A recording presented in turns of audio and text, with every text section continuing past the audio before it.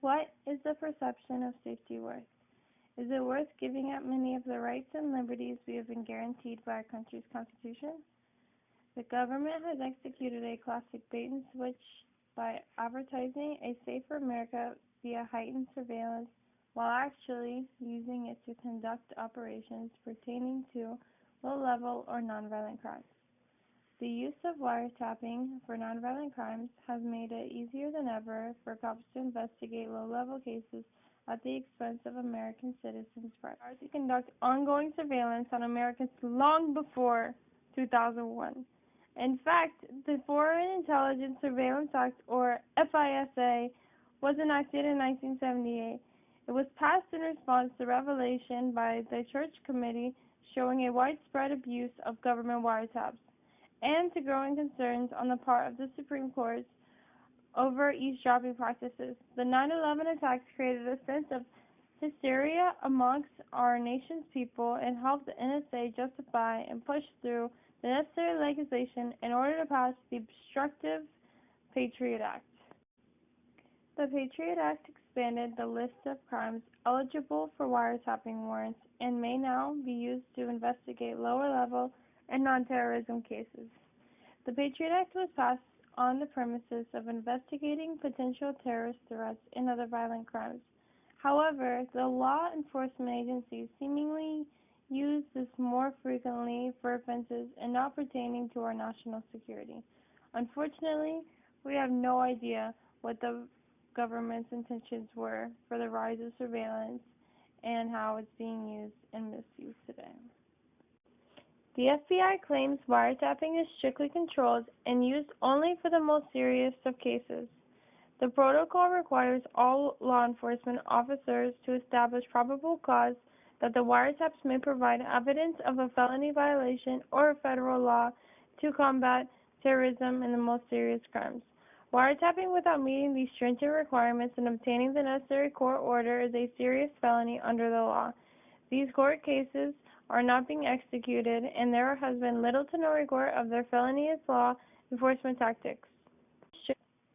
One prominent example of the government's misuse of wiretapping takes place in the Los Angeles suburb of Riverside, where a massive wiretapping operation exceedingly violates the federal law.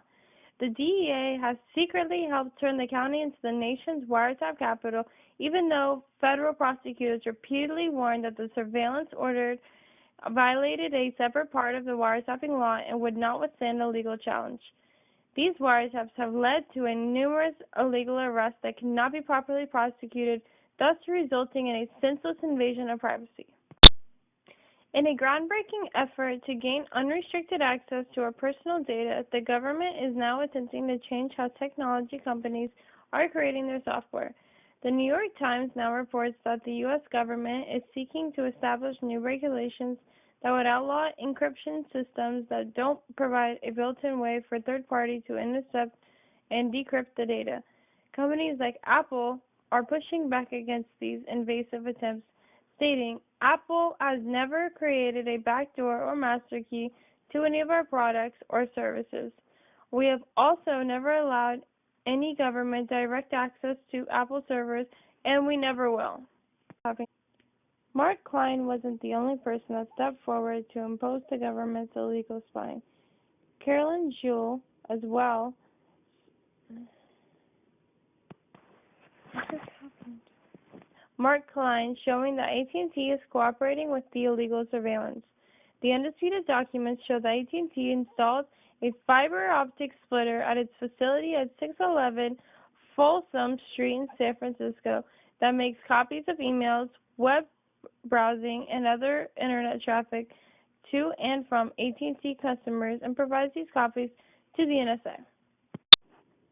Mark Klein wasn't the only person that stepped forward to impose the government's illegal spying. Carolyn Jewell, as well as several other customers and former AT&T employees, filed a class action lawsuit against the NSA for violating the Constitution. Ironically, the judge ultimately dismissed the case, citing lack of evidence because the NSA has destroyed so much of it, claiming it was harmful to disclose the info to anyone without proper clearance. It was another case of the government abusing their power and the judicial system lack of ability to hold them accountable.